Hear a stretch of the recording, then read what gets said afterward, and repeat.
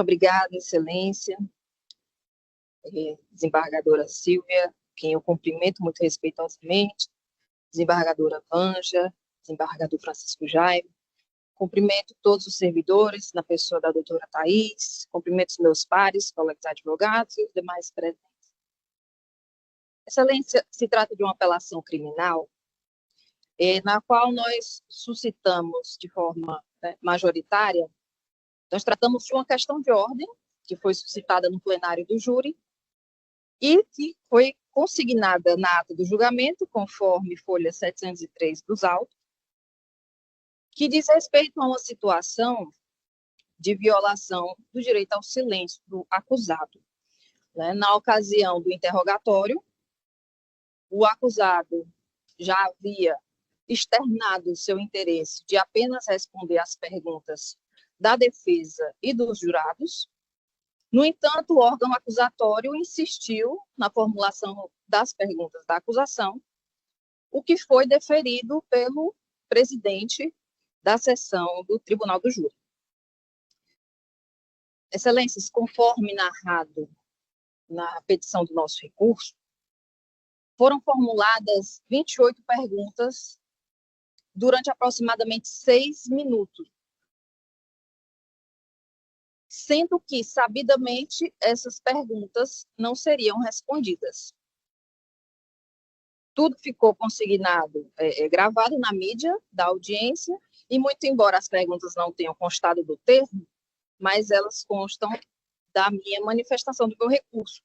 E nós podemos nos indagar, por que insistir em formular tantas perguntas se se sabe que elas não serão respondidas?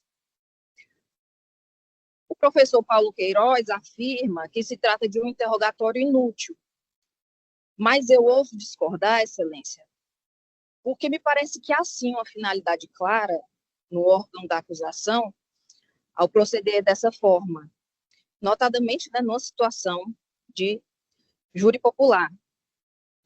A primeira intenção é inviabilizar a estratégia defensiva, forçar o réu a falar. E caso ele insista em manter o silêncio, se utiliza dessa ferramenta, desse método, para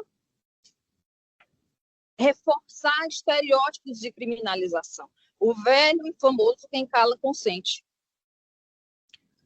Ou seja, impedir no acusado uma aura de culpabilidade antecipada.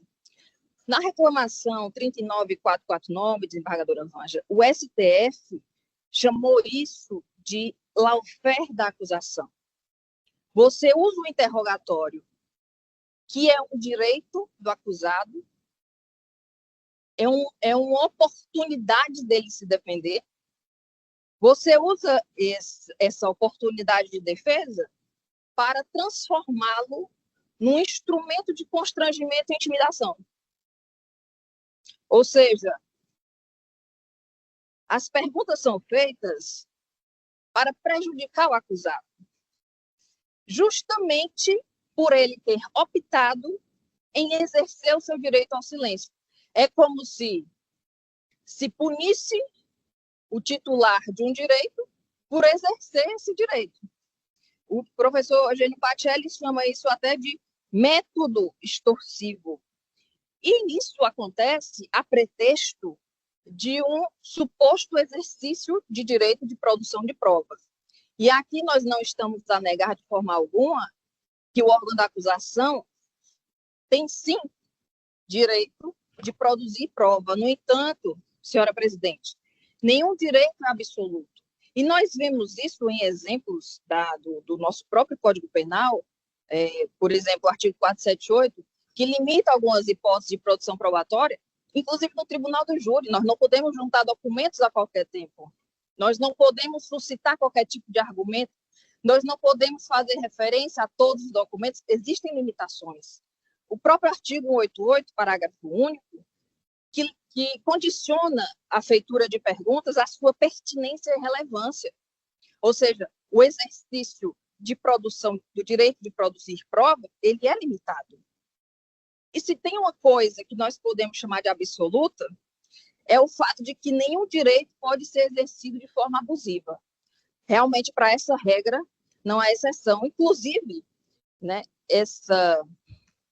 esse abuso foi criminalizado na lei do abuso de autoridade, quando no artigo 13 ele proíbe que se provoque situações vexatórias ou constrangedoras na pessoa do réu, ou que se obrigue que o réu produza prova contra si mesmo. E o direito ao silêncio é uma decorrência do próprio direito à não autoincriminação. Da mesma forma, no artigo 15, parágrafo único, a lei do abuso de autoridade, ela criminaliza quem prossegue com o interrogatório, mesmo quando o réu já externou seu direito de optar pelo silêncio. Mas aí nós temos uma tábua de salvação, desembargador Jair. Muitos poderão pensar, né? O artigo 86, parágrafo único, afirma, numa redação muito bonita e muito emocionante, que o silêncio do réu não pode ser interpretado em seu desfavor. Seria muito bonito se realmente fosse uma norma efetiva.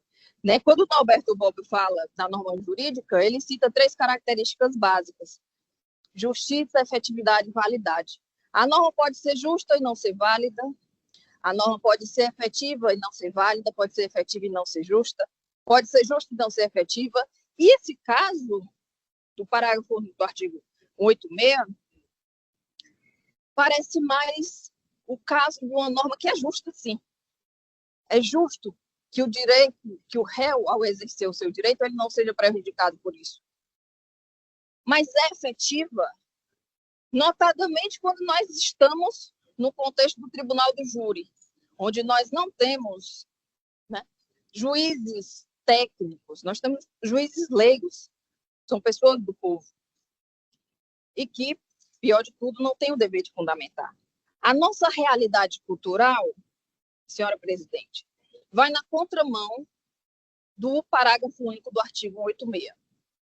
Essa norma que afirma que o direito ao silêncio não pode ser exercido em desfavor do acusado, ela vai contra a realidade cultural do nosso país. Nós vivemos num país em que as pessoas aplaudem o que o governador do Rio de Janeiro fez ao matar mais de 200 pessoas, ou pelo menos autorizar uma operação desse viés, com a justificativa de que são criminosos. Porque é um entendimento majoritário da população, está muito enraizado na nossa cultura, essa situação do bandido bom é bandido morto. E nós não podemos fechar os olhos para a realidade de que no tribunal do júri, os jurados são pessoas do povo também. Eles são, né, um grupo que faz parte desse contexto da sociedade. Eles não são alheios à sociedade. Então, essa norma do artigo 86, parágrafo único, pode até fazer muito sentido quando nós estamos no processo comum, no processo ordinário, onde quem irá julgar é uma pessoa técnica, preparada para isso, e que tem um dever de fundamentar. No caso concreto, o prejuízo experimentado pelo acusado foi evidente, na medida em que, mesmo ausente provas suficientes para condenação, excelência, e aqui é até uma evidência de que o júri ficou inseguro se nós formos comparar as penas dos réus, porque o apelante teve uma pena bem menor do que do corréu. 2 vítimas, se trata de um homicídio com 2 vítimas, e a vítima sobrevivente não reconheceu o acusado. A mãe da outra vítima, que foi a vítima fatal, não reconheceu o acusado e ainda mencionou outras pessoas que não têm nada a ver com o acusado. Então, mesmo não havendo prova suficiente, é evidente de que essa situação desse método extorsivo praticado pela acusação gerou um prejuízo real e efetivo ao acusado, Excelência. Então, nesse sentido, considerando tudo o exposto, nós pedimos que seja provido o nosso recurso para anular o veredito e que seja determinada a realização do novo júri. Essa é a nossa manifestação. Eu peço perdão se não fui digna dos vossos ouvidos. Agradeço mais uma vez pela atenção e boa tarde.